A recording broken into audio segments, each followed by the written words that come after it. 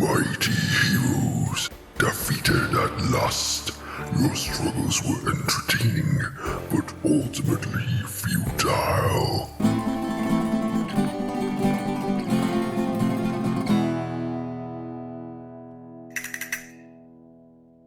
The Swashbuckler has arrived to put an end to this dark chapter.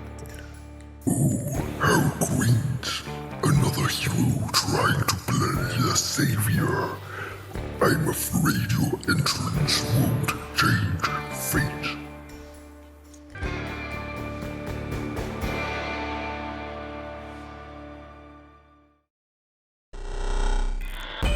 Let's get geared up. As a swashbuckler, you understand combat beyond martial prowess and brute strength. To you, the battlefield is a stage, and your opponents are your audience. You can use your stylish combat technique to gain panache. To gain panache, do something cool, like making a dramatic entrance, tumbling through enemies, or making daring moves. While you have panache, you are faster, deal more damage, and you get a bonus to certain skills. It's not all about looking good, however. Well, it mostly is. While you have panache, you have precise strike. Your attacks deal 2 additional points of damage, and if you're feeling risky, you can use a finishing move to spend your panache and deal 2d6 damage. You also start with a confident finisher. As a closing attack, you deal massive damage to your opponent, but if you miss, you still deal a little damage. From level 1, you choose your swashbuckling technique. Your distinctive technique gives you additional actions and skills. A battle dancer mesmerizes foes with intricate moves. You are trained in performance and gain the fascinating performance skill feat. You gain panache by performing in battle. Even if you don't critically succeed your fascinating performance. A braggart is far less elegant, but equally talented. You are trained in intimidation. You gain panache by bullying your enemies, by attacking their greatest weak point, their self-esteem. A fencer uses their fighting technique to lure opponents into lowering their guard. You are trained in deception, and you gain panache by using feint, or create a diversion against a foe. A gymnast has great athletic prowess, allowing them to overpower their enemies gracefully. You are trained in athletics. You gain panache by using grapple, shove, or trip. Finally, a wit uses their wit. You are trained in diplomacy and gain the bon mot skill feat. You gain panache whenever you succeed at a bon mot against a foe.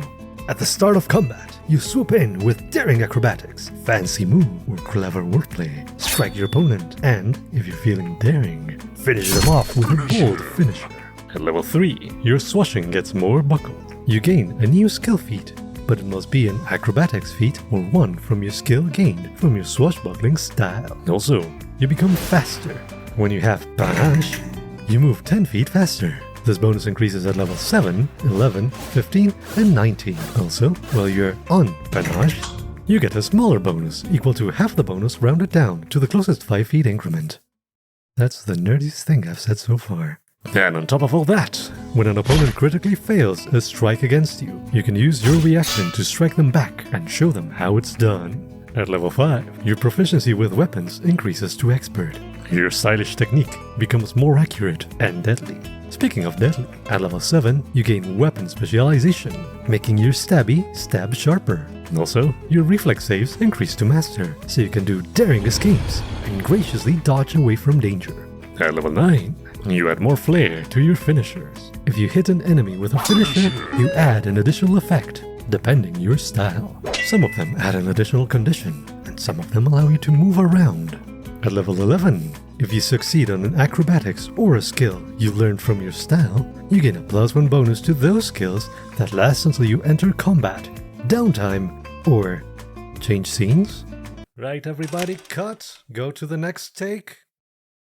At level 13, your reflex saving throw increases to legendary. If you roll a critical failure, it's a regular failure instead. You know how to recover from a bad fall and make it look dazzling. Your armor proficiency also increases to expert, and your weapon proficiency increases to master. You are definitely not supposed to take the hits.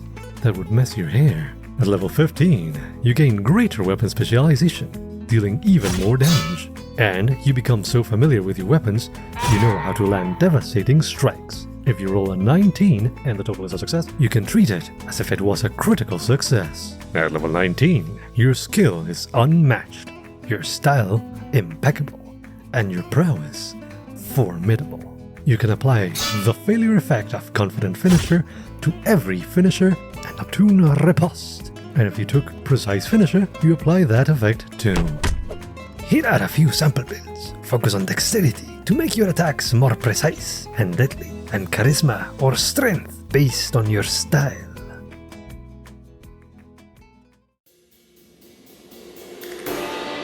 Is this the best you've got? I expected a challenge. Oh, foolish hero, it seems your buckle was swashed too tightly. Fear not, I have this under control.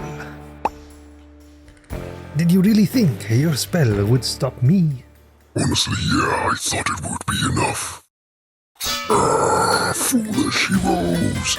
I may be defeated today, but I am immortal. Death can never claim me.